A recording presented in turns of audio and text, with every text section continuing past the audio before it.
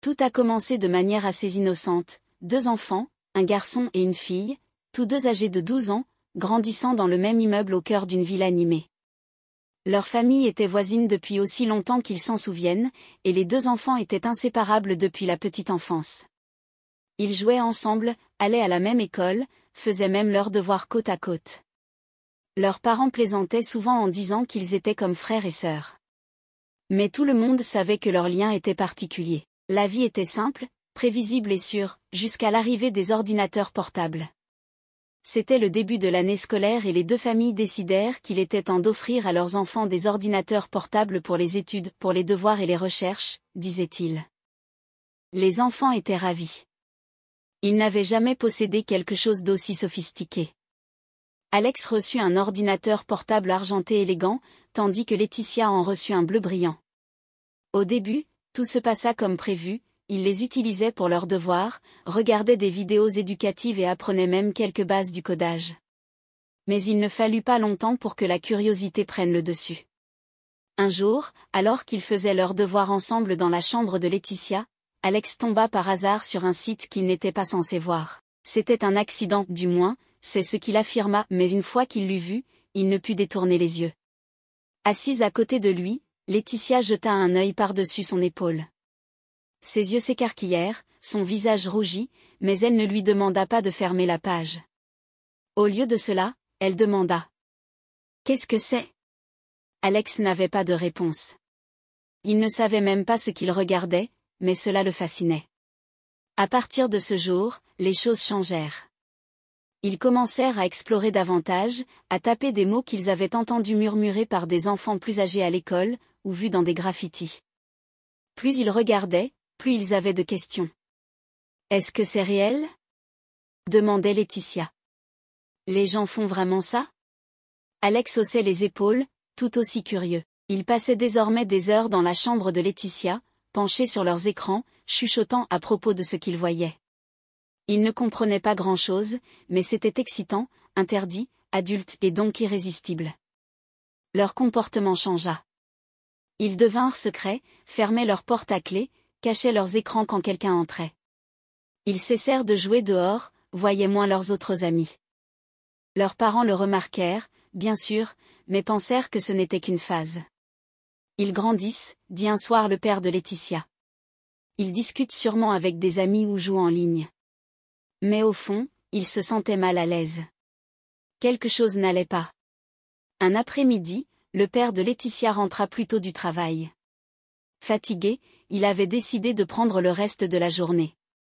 En marchant dans le couloir, il entendit des voix étouffées venant de la chambre de sa fille. Il s'arrêta. C'étaient Laetitia et Alex, qui chuchotaient et riaient. Il sourit, pensant qu'il regardait une vidéo drôle où jouait. Mais alors, il entendit quelque chose qui lui glaça le sang. « C'est même possible ?» demanda Laetitia, curieuse. « Je sais pas » répondit Alex. « Mais on peut essayer. » Le père de Laetitia se figea. Son esprit s'emballa. De quoi parlait-il ?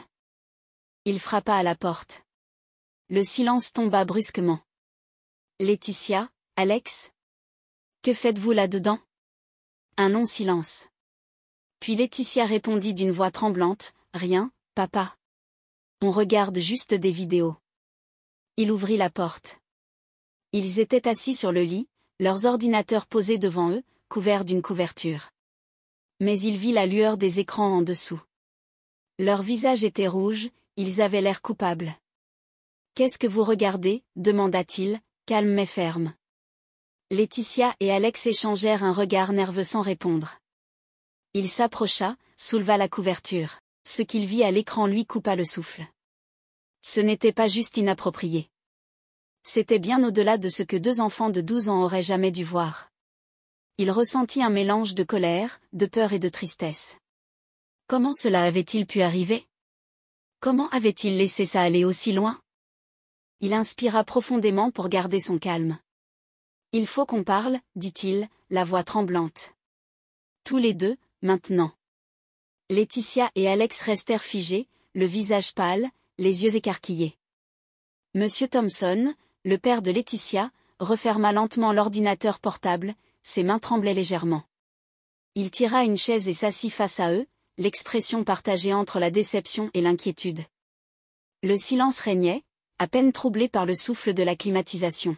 « Est-ce que vous comprenez ce que vous étiez en train de regarder » demanda-t-il enfin, d'une voix basse mais ferme. Laetitia regardait ses mains, triturant la couverture. Alex fixait le sol, les joues en feu. Aucun ne répondit. Monsieur Thompson poussa un long soupir, se passant la main dans les cheveux. Ce n'est pas un jeu ou une vidéo inoffensive. Ce que vous avez vu, ce n'est pas pour des enfants. Même les adolescents ne sont pas prêts pour ça. C'est destiné aux adultes et encore, ce n'est pas quelque chose à prendre à la légère. Il marqua une pause, cherchant ses mots. Où avez-vous trouvé ça? Laetitia jeta un regard à Alex, qui haussa les épaules. On a juste cliqué sur un lien, murmura-t-elle. Une pub ou quelque chose. On ne voulait pas, mais, on était curieux. Curieux? Répéta Monsieur Thompson, la voix plus forte. Curieux de quoi? Est-ce que vous comprenez seulement ce que vous avez vu? Vous savez à quel point c'est dangereux? À quel point ça peut perturber votre esprit? Alex finit par parler, à voix basse. On pensait pas que c'était si grave. On voulait juste savoir si c'était vrai. Si les gens faisaient vraiment ça. Monsieur Thompson se renversa dans sa chaise, le cœur lourd. Il avait toujours cru que Laetitia et Alex étaient des enfants responsables et intelligents. Mais il comprenait maintenant à quel point ils étaient naïfs, pas prêts pour ce qu'ils avaient découvert. Écoutez, dit-il d'un ton plus doux. Internet est un outil puissant. Il peut vous apprendre des choses incroyables. Mais il peut aussi vous exposer à des choses que vous n'êtes pas prêt à voir. Des choses qui peuvent vous troubler, vous effrayer, ou même vous faire du mal. Vous êtes trop jeune pour ça. Les larmes montèrent aux yeux de Laetitia. Désolé, papa. On voulait pas faire quelque chose de mal. On était juste curieux. Monsieur Thompson lui prit la main. Je sais que vous ne vouliez pas mal faire. Mais la curiosité peut vous emmener sur des chemins dangereux si vous ne faites pas attention. Et le pire, c'est que vous vous encouragiez l'un l'autre. Ce n'est pas bien. Vous devez être responsable, pas seulement pour vous-même, mais aussi l'un pour l'autre. Alex leva les yeux, le visage rouge. Tu vas le dire à mes parents? Monsieur Thompson hésita. Il connaissait bien les parents d'Alex. Il ne savait pas comment il réagirait. Mais il savait aussi qu'il ne pouvait pas garder ça pour lui. Oui, dit-il enfin. Je dois le faire. C'est trop sérieux pour être ignoré. Mais je leur parlerai calmement. On va gérer ça ensemble. Le silence retomba. Laetitia essuya ses larmes. Alex fixait toujours le sol. Monsieur Thompson se leva, prit les ordinateurs. Je prends ça pour l'instant. Vous devez réfléchir à ce qui s'est passé, et pourquoi c'était mal. On va avoir une longue discussion sur Internet, ses limites et ce qui est approprié à votre âge. Quand il quitta la pièce, Laetitia et Alex restèrent là, sidérés. Le poids de ce qu'il venait de se passer les envahit. Ils avaient franchi une ligne qu'ils ne comprenaient même pas totalement, et maintenant, ils allaient devoir en assumer les conséquences. Mais au fond d'eux, ils savaient que Monsieur Thompson avait raison. Leur curiosité les avait menés trop loin. Le soir même, les parents d'Alex furent invités à venir chez les Thompson. L'ambiance dans le salon était lourde, tendue, marquée par une gravité inhabituelle. Les enfants n'étaient pas présents, ils attendaient, chacun dans leur chambre, le cœur serré. Monsieur Thompson expliqua calmement ce qu'il avait découvert, sans exagération ni accusation. Il parla du site, du contenu inapproprié, de la réaction des enfants, et de la discussion qu'il avait eue avec eux. Les parents d'Alex, d'abord choqués, passèrent par une gamme d'émotions, l'incrédulité, la gêne, puis l'inquiétude sincère. On pensait qu'ils étaient trop jeunes pour tomber le dessus, soupira la mère d'Alex, visiblement bouleversée. Ils le sont, répondit doucement Madame Thompson. Mais ça n'a pas empêché la réalité de les rattraper. La vérité, c'est que ces choses circulent trop facilement. Un simple clic suffit. Et ils ont cliqué, dit le père d'Alex, les lèvres serrées. Par curiosité. Par ignorance. Il y eut un silence, rempli de questions que personne n'osait poser tout haut. Puis Madame Thompson proposa, on devrait leur parler. Tous ensemble. Pas pour les punir, mais pour leur expliquer. Leur faire comprendre ce que cela signifie, et pourquoi c'est si important qu'ils puissent venir nous voir s'ils sont perdus ou troublés.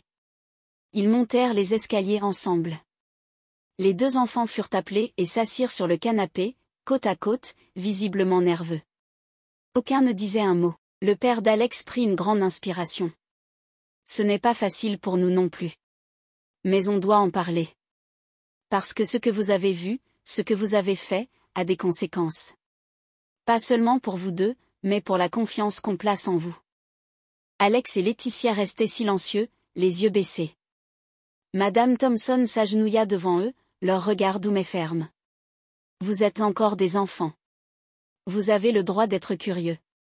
Mais certaines choses ne sont pas pour vous. Pas parce qu'on veut vous contrôler, mais parce qu'on veut vous protéger.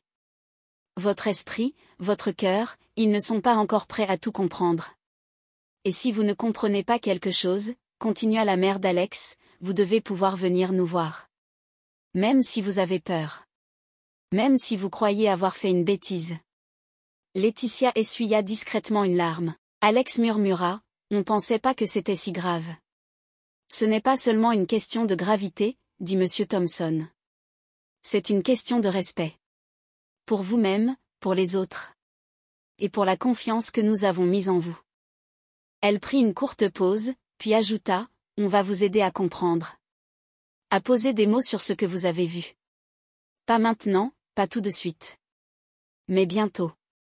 Et en attendant, vous n'utiliserez pas vos ordinateurs seuls. On va revoir ensemble les règles, les filtres, les limites. Les enfants hochèrent lentement la tête. Et on va se parler, conclut Madame Thompson. Souvent. Parce qu'on vous aime. Parce que vous comptez pour nous. Et parce que personne ne vous guidera mieux que vos parents. Dans cette pièce emplie d'amour inquiet, la confiance ne fut pas totalement restaurée, mais elle fut amorcée. Une promesse silencieuse d'écoute, de patience, et de reconstruction. Et pour la première fois depuis longtemps, Alex et Laetitia comprirent que grandir ne signifiait pas tout découvrir seul. Les semaines qui suivirent furent marquées par des changements subtils, mais profonds. Les ordinateurs restèrent sous surveillance. Un logiciel de contrôle parental fut installé, non pas comme une punition, mais comme un filet de sécurité. Les enfants furent invités à poser des questions, à partager leurs pensées et leurs sentiments.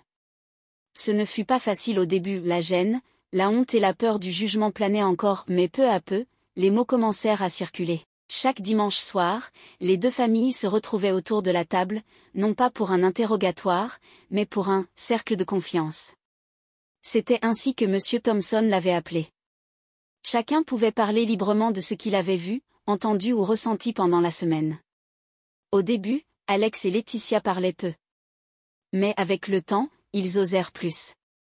Ils racontaient ce qu'ils voyaient à l'école, ce que disaient les autres enfants, ce qu'ils comprenaient ou pas du monde adulte. Un soir, Alex demanda, « Pourquoi les gens font des vidéos comme ça? Pour de l'argent? Pour être célèbre ?» Le père d'Alex prit le temps de réfléchir avant de répondre, « Parfois, oui. Mais souvent, c'est plus compliqué. Ce sont des gens qui ont leur histoire, leurs choix, leurs blessures aussi. Ce n'est pas quelque chose qu'on peut juger en quelques secondes, ni même comprendre facilement.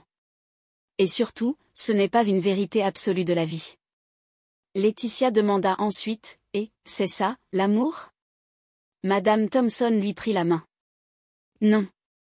Ce n'est pas ça, l'amour. L'amour, c'est la tendresse, le respect, la confiance. Ce que vous avez vu, c'est une version déformée. Une mise en scène. L'amour, le vrai, il est beaucoup plus précieux, beaucoup plus profond. » Les enfants écoutaient, les yeux écarquillés, les esprits encore jeunes mais déjà en éveil. Petit à petit, ils recommencèrent à jouer dehors. À retrouver leurs amis. À redevenir des enfants. Ils riaient plus souvent, la lumière dans leurs regards était revenue. Le lien entre Alex et Laetitia ne fut pas brisé par ce qu'ils avaient traversé. Au contraire, il se transforma. Il devint plus mûr, plus conscient. Ils apprirent qu'être proche signifiait aussi se protéger mutuellement, pas seulement partager des secrets. Un jour, assis sur le banc du petit square au pied de l'immeuble, Laetitia dit, tu crois qu'on a grandi, un peu, à cause de tout ça? Alex haussa les épaules, puis sourit. Peut-être. Mais pas comme on pensait. Elle sourit à son tour, un sourire franc, apaisé. Ouais. C'est mieux comme ça. Et autour d'eux, la ville continuait de vibrer. Mais désormais, Alex et Laetitia marchaient avec un peu plus de prudence, et beaucoup plus de conscience. L'histoire nous rappelle qu'Internet, tout en étant une source infinie de connaissances et de divertissement, comporte également des dangers potentiels pour les jeunes esprits. L'exploration curieuse de l'inconnu, sans une supervision adéquate, peut parfois conduire à des découvertes précoces et des situations inconfortables, voire traumatisantes. Cependant, cette expérience montre également que les erreurs peuvent devenir des occasions d'apprentissage, surtout lorsqu'elles sont accompagnées de dialogue et de soutien. En fin de compte, la prévention passe par une éducation numérique proactive, la mise en place de filtres de sécurité, et, surtout, l'instauration d'une communication ouverte entre les générations. Les parents, les éducateurs, et la société en général doivent s'efforcer de guider les jeunes à naviguer sur Internet de manière responsable, tout en leur permettant de développer un esprit critique face au contenu qu'ils rencontrent.